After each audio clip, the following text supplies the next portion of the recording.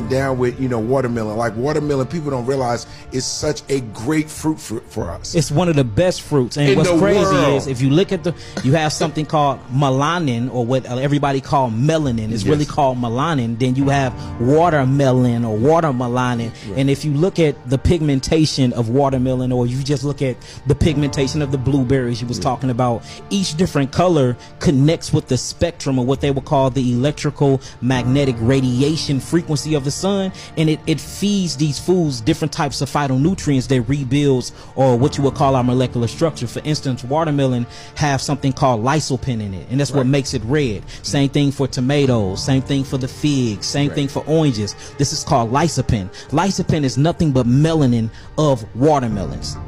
And if you look at a blueberry, a blackberry, they have a melanin content in it, or what you would call chromophores. Okay. All right, chromophores. It's just the melanin of these different fruits, called anthocyanins. And if you start looking at these different colors and pigmentations, they actually have a frequency to them, and this frequency raises your vibrational hertz of your body, and it keeps you operating in basically, because we all are God. We are self-reflecting mirrors and images of God. That's why if you read in the scriptures, it says that we were made after His image and after His likeness. Well, if you look at that, we have those same type of reflections in us, and in order to reach those heights, though, you have to vibrate at a certain frequency.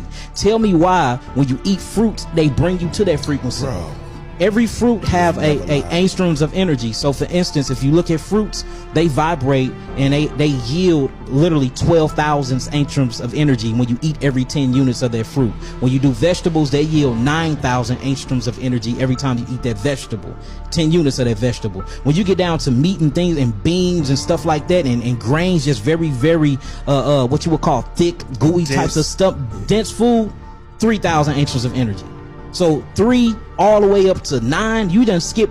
That's 6,000, 600,000. Because remember, every time you go up, you have to go 10. Then from the 10, you got to go 100. From the 100, you got to go 1,000. Wow. From the 1,000, you got to go 10. Just like in math. So we literally talking about hundreds of thousands of angstroms of energy over the actual meats and over the corn and over these heavy, dense foods, when you can just eat light and keep that vibrational energy. And the good thing about fruits and vegetables, not only do you build the molecular structure when you eat them, because they replace all the things that you're getting rid of anyway through that recycling that we go through, or what they call cellular mitosis or cellular meiosis or apoptosis, all these big old words. we can just keep it simple. Right.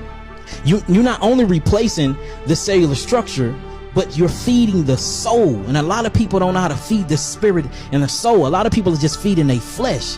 But when you feed your spirit and your soul, it does something to you. It energizes you. It makes you think more. It makes you become an actual critical thinker. It makes you think about yourself. You start looking around and you want to do more for your environment. Fruit did that to me. Meat never did that to me. Dairy products never did that to me. Food is psychological. It's psychology. And you can tell. You can sit somebody down in front of me, right? And they can tell me they diseases, and I'm talking about to the T. I can tell you what they've been eating. I can tell you what they've been eating. Soon as they say I got diabetes, I can tell you, oh, okay, you've been on dark meat. Soon they tell me I got breast cancer. Oh, you've been on inorganic meat. You've been on inorganic fruits and vegetables. You eat a lot of dairy products. That's a lot of lactic acid built up. That's a lot of carbonic acid, uric acid built up. You suffering from metabolic acidosis from your diet. Oh, I'm schizophrenic. Oh, your gut is messed up from the foods you eating. You're going through putrefaction in your gut. You have parasites, probably toxoplasma, that done passed the blood and brain barrier that you got from your fish.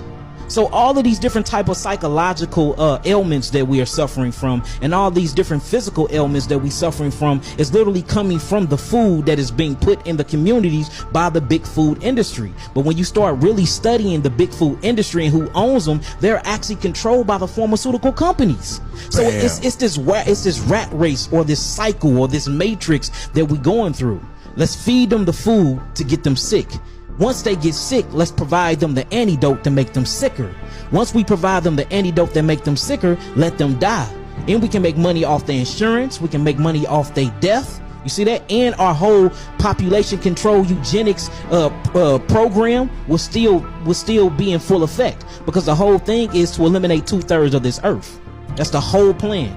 And and this stuff is in the documents. These people are saying it themselves, like your Bill Gates, your Henry Kissingers, your DuPonts. You start looking this stuff up, it's in there. They're not even hiding it from us, but we so sedated off of their medicine, or what I like to call witchcraft potions, that they call pharmaceuticals and foods, because now I equivalate pharmaceutical drugs and big food industry foods. It's the same thing. It's all a drug, and it all have deadly side effects to it.